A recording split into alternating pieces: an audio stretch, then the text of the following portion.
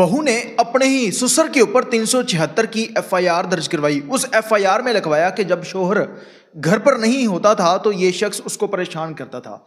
अब इसके भाई 1 नवंबर को जब अपनी बहन के घर अपनी बहन को मिलने के लिए जाते हैं तो उस घर में आगे से दरवाज़ा जो था वो अंदर से लॉक था। अब इन्होंने दरवाज़ा नॉक किया और उसके बाद थोड़ी ही देर बाद ससुर उस कमरे से निकलता है और बाहर की तरफ बड़ी तेज़ी के साथ निकल जाता है। अब जो भाई थे जब उन्होंने अंदर देखा तो उनकी जो बहन थी वो बेड के ऊपर बैठी हुई है और हकी बकी रह जाती है जब अपने भाइयों को देखती है। जिसके बाद भाइयों ने पूछा कि ये क्या था। अब जो बहन थी उसकी ज़बान जो है वो बोल ही नहीं रही, कुछ वो खामोशी इख्तियार कर जाती है।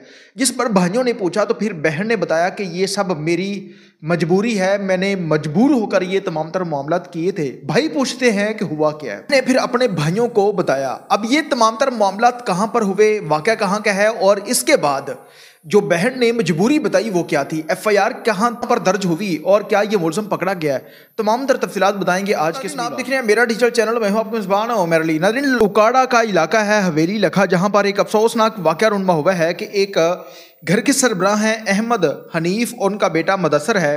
मुदस्सर की 3 साल कबल नोख जो होते हैं उनमें शादी होती है और शादी के बाद वो अपनी बीवी को लेकर जब अपने घर पहुंचता है तो उस घर के अंदर 3 लोग रहते थे। अब हनीफ था जो कि मुदस्सर का बाप था, मुदस्सर और मुदस्सर की वाइफ। अब जैसे ही मुदस्सर सुबह काम पर चला जाता, मुदस्सर सुबह 9 बजे जाता था और तकरीबन शाम के 10 बजे, रात के 10 बजे ये वापस घर आता था। किसी फैक्ट्री के अंदर काम करता था। अब ये शख्स सुबह जाता, शाम को वापस आ जाता और एक दिन ये हुआ कि जो मुदस्सर था जब अपने घर पहुँचता है तो मुदस्सर का वालिद हनीफ अहमद उसको अपने कमरे में बुलाता है और कहता है कि आपकी बीवी मेरा ज़रा जितना भी ख्याल नहीं रखती, ये जो है वो मुझे मेडिसिन टाइम पर नहीं देती, मेरे काम नहीं करती। और जिस पर जो मुदस्सर था वो गुस्सा हो जाता है और बाप यानी कि इस तरह से अपने बेटे को ट्रीट करता है और अपनी बहू के बारे में उसके खिलाफ बातें करता है। जिस पर वो शख्स गुस्सा हुआ और सीधा अपनी बीवी के कमरे में जाता है और जाकर कहता है कि तुमने मेरे बाप की बात नहीं मानी, अब मैंने आपको रखना नहीं है। अब शोहर जो था वो अपनी बीवी को टॉर्चर करता है, उसे बहुत गुस्से के साथ बोलता है। अब जो बीवी थी ये सहमी हुई थी, डरी हुई थी, जिस पर ये खामोशी इख्तियार कर जाती है और अपने शोहर को बताने की कोशिश करती है कि ऐसा कोई मामला नहीं है। लेकिन जो शोहर था वो बार बार इसी बात पर अटल था कि तुमने इस तरह क्यों किया, तुमने मेरे बाप की केयर क्यों नहीं की। जिसके बाद वो कहती है कि ठीक है, आज के बाद मैं आपके बाप का ख्याल रखूंगी। अब जैसे ही अगले दिन जो मुदस्सर था सुबह 9 बजे घर से निकलता है तो ये सीधा अपने ससुर के कमरे में जाती है और जाकर कहती है कि आपने मेरे ऊपर इल्ज़ाम क्यों लगाया, आपने मेरे बारे में झूठ क्यों बोला कि मैं आपकी बात नहीं मानती, जबकि मैं आपके तमाम के तमाम काम भी करती हूँ, सारा कुछ करती हूँ, लेकिन आपने मेरे बारे में झूठ मुदस्सर के साथ क्यों बोला। अब जो ससुर था वो कहता है कि अभी तो ये पहल है, यानी कि मैं अपने बेटे से चाहूँ तो आपको डाइवोर्स करवा सकता हूँ और अगर मैंने उसे कहा तो वो कल आपको घर से निकाल देगा, फिर तुम जाना अपने भाइयों के घर। अब बात कुछ इस तरह के केसेस हमने देखे हैं कि जहां पर लड़कियां अपने घर की तरफ से मजबूर होती हैं, यानी कि वालिदैन कहता है कि आपने उसी घर में रहना, चाहे जो मर्जी हो जाए। अब लड़कियां जो है वो मजबूरी की वजह से उस घर के अंदर गुजारा करती हैं। अब उसी तरह से उसे ये भी डर था कि खुदा ना खास्ता मुदस्सर अपने बाप के पीछे लगकर मुझे छोड़ ना दे।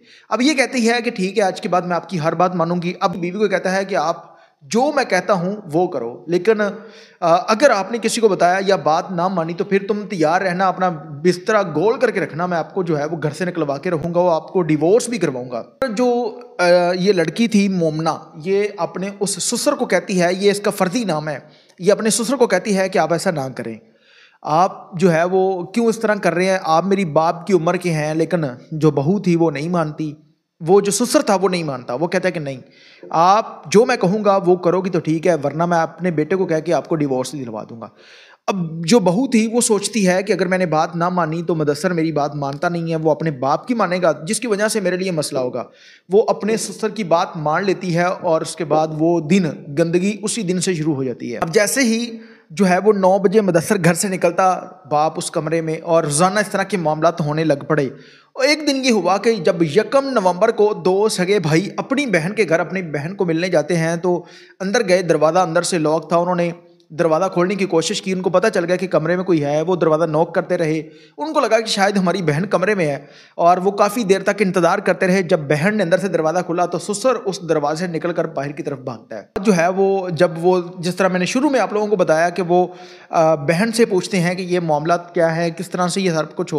भाई अपनी बहन से पूछते हैं और फिर वो बताती है और वो सीधा बाजू पकड़कर अपनी बहन को लेकर जाते हैं पुलिस स्टेशन में और वहाँ पर ले जाकर FIR दर्ज करवाते हैं। तमाम का तमाम किस्सा कहानी पुलिस को बताते हैं और फिर पुलिस FIR दर्ज करती है और जैसे ही DPO उकाड़ा जो है वो उनको पता चलता है, वो इस तमाम तर मामले के ऊपर नोटिस लेते हैं और पुलिस को हुक्म देते हैं कि फिलफौर इस मुलजम को गिरफ्तार किया जाए। इसको गिरफ्तार करने के बाद दोनों का DNA करवाया जाएगा और DNA में अगर ये चीज़ साबित होती है तो फिर इस मुलजम को सज़ा मिलेगी और इसमें मदई मुकदमा बनी है मोमना। और अगर DNA में ये चीज़ साबित नहीं होती तो फिर इस औरत के ऊपर भी जो है वो किसी के ऊपर इल्ज़ाम लगाना, झूठा मुकदमा दर्ज करवाने के खिलाफ इसके ऊपर भी मुकदमा दर्ज होगा। और ये प्रोग्राम आप लोगों के सामने रखने का मकसद तमाम तर लोगों से गुजारिश है कि अपनी बहन बेटी के साथ इतना बिहेव ना इस तरह का करें कि वो आपसे डरे और डर के मारे कुछ ऐसी बातें, कुछ ऐसी चीज़ें वो आप लोगों से छुपाए जो उसकी ज़िंदगी के लिए वबाले जान बन जाए। इसके साथ अपने मेज़बान मेरे लिए इजाज़त दीजिए और देखते रहिए मेरा डिजिटल चैनल अलाने की बात।